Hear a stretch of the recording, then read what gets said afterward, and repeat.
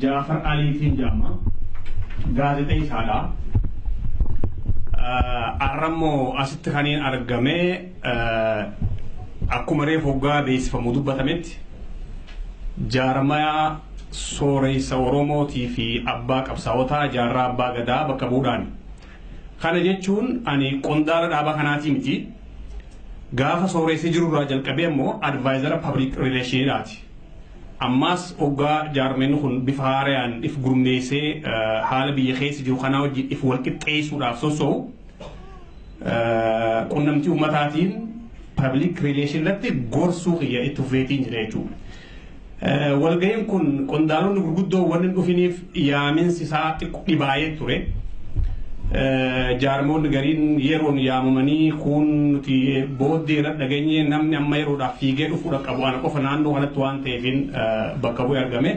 Ammaaf ammoo dhaaba kana bakka bu'eetiin dubbadhaa jechuudha. Kana jechuun Jaafar ogummaa isaa dhiisee nama siyaasaa ta'e jechuudha miti. I will keep myself steady on my career line. Hujumati yaanitti fuulduraasi. Arrammoo jaarraa abbaa gadaa bakka bu'ee waaqoo guutuu cinaa taa'ee dubbachuu kiyyaaf gammachuu dachiitu na fuudhu.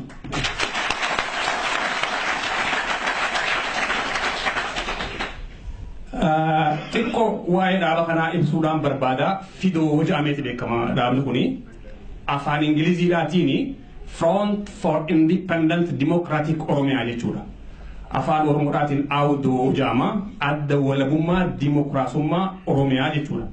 Dhaabni kun akka dhaaba siyaasaatti dhaaba hangafa qabsoo bifa jaarmaya siyaasaadhaatiin jalqabamte dhaaba hangafa akka ta'e namoonni beeka. Waggaa 50 dura jalqaba bara 1960mootaa jalqaba irratti jaarraa abbaa gadaadhaatii fi Elmoo Qilxuufaadhaan Yaman keessatti yaada guduunfame. Gaafa san qeeroo ganamaa jedhameeti beekama. Yaada kana qabanii gara Soomaaliyaa dhufuudhaan Somaaliyaadhaatti bifa jaarmaya siyaasaatiin ulaagaa guuttataniiti qabsoo hidhannoodhaatiif gara biyyaa seenan. Kun amma gara waggaa 50 lakkaawwachiisee jira. Ammoo unfortunately itti fufuu hin dandeenyu biyya seenan dhaabni kun fottoqinsi gaafas jalqabame. Bakka lama fottoqee gareen tokko adda bilisummaa Oromoo jee maquma saniin hoggaatti fufu. Gareen kun ammoo maqaa jijjiirrachaa kan jaarraa abbaa gadaatiin hoogganamu.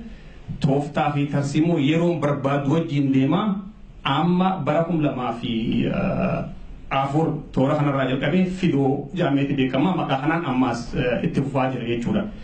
Jaarmeenni kun walabummaa Oromiyaadhaatti amana. Mirga sanii gadii hin barbaadu. Tooftaan takka tarsiimoon qabsoodhaatis sochiin siyaasaa kanuma keessa hojjetamtuu fi dippiloomaasiin alaa akkuma jirtu taatee tarsiimoon qabsoo guddoon jaarmaya kanaa afaan qawweetii fi afaan qawwee qofa.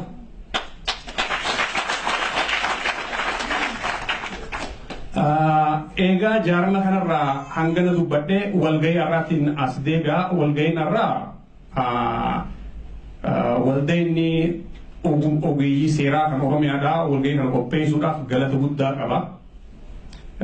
Walgahii akkanaa hafuuraan gara Oromoon wal jijjiirrachuudhaaf carraa kana waan uumeef jalqaba bareedaadha jenneeti deeggarraa.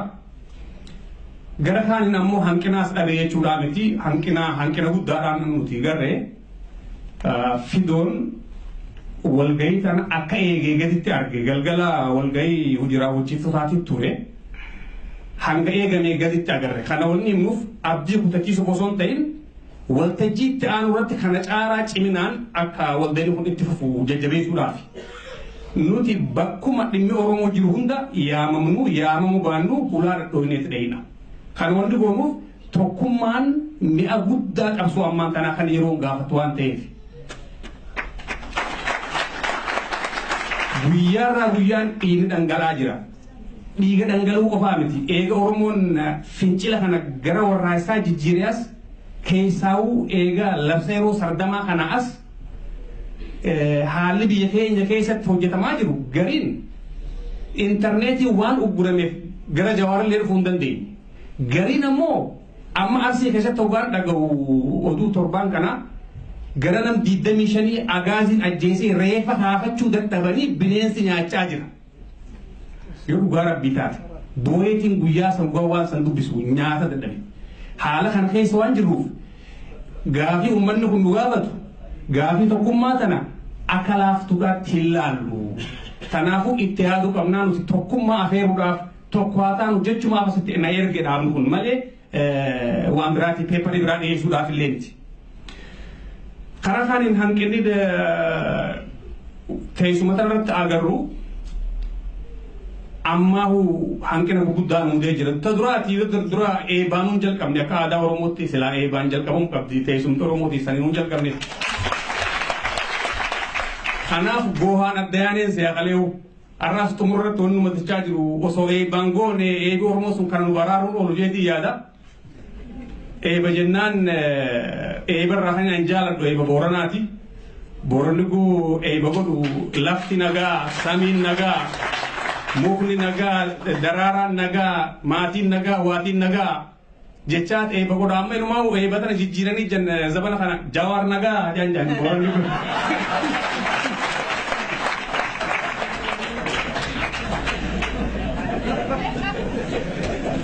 Kanaafuu turee carraan nu kenname maayirratti osoo hin jalqabin gabaabsaan hunjanii akka marii Landan ta obboleechi ofaan walga'iin osoo hin jalqabin dhumtee san taate naamusaaf jecha akkuma ajajameen godha. Ammoo qabxiilee lamaan takka keessaa cunfeetiin peepariin xiyyeedduudha. Ammoo daqiiqaan gara tokko fudhee waan takka dubbadha yaada walitti cunfee jechuudha.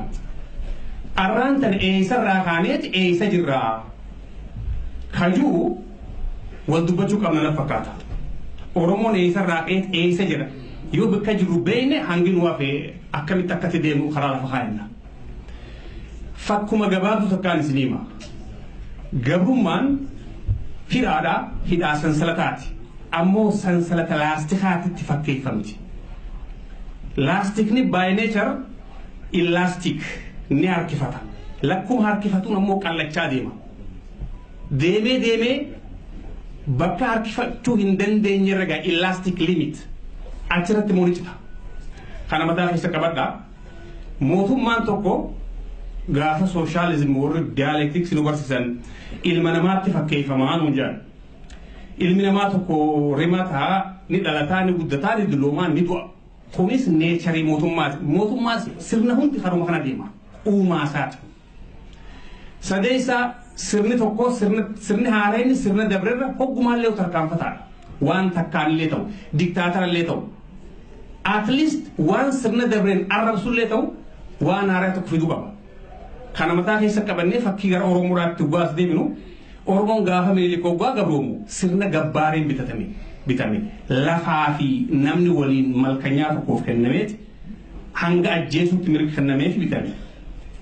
Minilik dabree hogguun lijiyyaa sun dhufummoo inni Oromollee ta'u Oromummaa isaa kaayyoo dagateeti ammoo Islaamummaa isaa waan leellisuuf mirga Islaamaatti qooduu barbaade. Mirga Islaamaa idaate jennaan biyya san keessatti wayyabni biyya sanii Islaam biyya sanii Oromoodha. Xiqqoo mirga Oromootis ni furmaata akkate. Sirna absolute gabrummaa sanarraa gara sirna siisoo kan dachiidhaati. Siisoo jechuun guyyaa lama ooyiruu waltee guyyaa sadeeffaa abbaa lafaatti qotta. Gamana jijjiiree tarkaanfataa ta'e laastiin kun xiqqoo ni harkifate. Xiqqoo ni qallate. Haayile Sillaasee fi Zawuditu addaa baafnee ilaallu ka'ee siyaasaatti isaan hogguu Iyyaasuu darbanii dhufan waan Iyyaasuun arrabsanaattis godhuu qabanii sirna siisoo kana gara irboo jijjiiran. Irboo jechuun guyyaa sadi ooyiruu ta'e qotattee guyyaa afureessaa abbaa lafaatti qotta. Kanaafuu laastikni kun gaa xiqqoo harkifatee jechuun ammas xiqqoo qallate. Kana keessa Xaaliyaan dhufe sirna gaafa san kolonii isaa hunda itti bulchuun Itoophiyaa bulche. Walqixa godhee sabachi biyya keessaa hundaa'u afaan Oromootiin dubbachuun naannoo kana daangeessuun inumaa reediyoollee bane afaan Oromootiin. Laastika harkisoo osoo hin ta'in ni bute. Laastikni daran qallate jechuudha. Haayile Sillaaseen Xaaliyaan booda waggaa deemu mootummaa haaraa ta'ee dhufuu irra jira. Kanaafuu bifa sanii itti fufuu waan dandeenyeef paarlaamaa keessa Oromoon akka seenuu ministeeronni gurguddoon hedduu kana hunda godheeti innis laastika harkise ni qallate. Way dargiin ogu dhufu Oromoo beeke eessa beeke qilleensa irratti saba qilleensa irra jiru tokko akka Oromootti beeke maqaan dunuun arrabsan sun tafe ofishaalii jechuun qilleensa irra beeke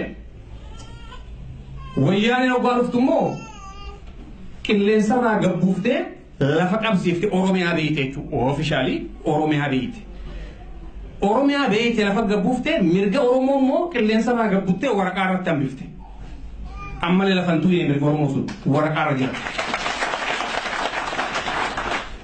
Kunis mootummaadha. Oloo isaa fixee gadoo saatuu xumuru jira. Yeroo gabaabaa hafeef. Hatti aanee dhufu abbaan fedhaa dhufu. Namni tokko gariin namaa kana amma booda maareen dura deebi'oo maaree taane kana booda Oromoo irra wanni deebi'u hin hafne. Tokkollee hin hafne. Fincillee ammaa kun garsaa jira. Kanaafuu kunis mootummaadha ni jiga. Jigasaa booda sirna haaraa dhufa. Sirna haaraas waan haaree fidu qaba. Atleast waan wayyaa hin arrabsu. Wanni fidu hin jiru tabiraa hundi himamtee. Kan waraqaa irra jiru san lafarra gabbuusa jechuudha. That's what we need all. Fincila ammaa kanas laalsee waa xiqqoo dubbachuu barbaadee waa xiqqoo dhiifama wajjin akkamitti jigaa akkitti jigu fincila ammaa kana gara warraa isaa jijjiirame. Fincilli kun eessarraa ka'e akkamitti dhufe yoo jenne jiga mootummaa Haayile Sillaasee wal fakkaata. Haayile Sillaaseen akkuma beekamu barnoota irratti hedduu investi godhe. University dhaabee mana isaa universitiif kennee ilmoo ministeera barnoota ofii darrabee qabatee hojjechuu ture. Hoggaa barnoonni sun ijoolleen inni barsiisan immoo geessu gaafii gaafattee jechuudha. Dhaloonni barate demanding society ta'a. Gaafii san deebisuu hin dandeenye Sillaaseen. Santu ajjeese. Wayyaaneenis barnoota irratti qulqullummaan barnootaa waan biraa haa ta'u qulqullummaa amma sooshaal miidiyaadhaa fi koominikeeshinii hedduu guutee jira. Barnoonni atis addaa baadiyyaa hunda keessatti jira amma. Kana keessatti warri barate warra kajawaa arra gayan. Isaan kun akka duritti ijoollee magaalaatii fi abbaa laqafaa qofan taane hunda mana Oromoo hunda keessaa dhufan. Soosaayitiin haareenni hawaasni haareenni fedhii ciccimtuu qabu as bahe jechuudha. Fedhii kana deebisuuf ammoo wayyaaneen uumaan sii nayyamuuf. Hattuu waan taateef hattuun hanna dhiisuu ni feeti sila amalli siidhaa hin nayyamuuf. Kanaatu jiisuudhaaf ta'a wayyaanee. Sa'aan qabu sila waa hedduudhaan dubbadhaa maayyiirratti jaarmayoonni siyaasaa hundi gam tokko dhufuu qabanii. Kun dirqama ta'a fidoon kanarratti afeerraa godha ammaan gammaatti kaa'uudhaa wajjin kallachoolummaa Oromiyaadhaati wajjin waliigaltee mallatteessee jira kan waliin hojjechuu kan waliin baquusitti dhufa jaarmaa abbaa keenya abbaa qabsaa'otaa waaqoo guutuuti wajjis mariin jalqabamee jira jaarmota hundaa wajjin wal diddaan qabu tokkolleedhaa wajjin hojjechuu dandeenya. Addi bilisummaa Oromoo silaa kanummaan maqaa kanaas baasee alaabaa kanatti baasee faaruu alaabaa hunda hojjetee dhaaba kana biyya naga jaarraa abbaa gadaa waan ta'eef dhaaba kanaa wal didagee takkalee shakkiin qabu.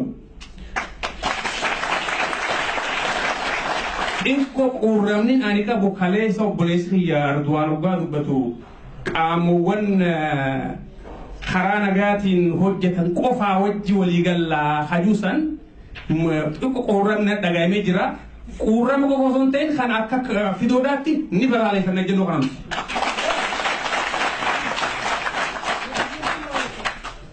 Waan hafee sharing sharmaanin na dhorkee jira deebigaa fi dibiyyoo jiraattechi keessatti. Galatooma.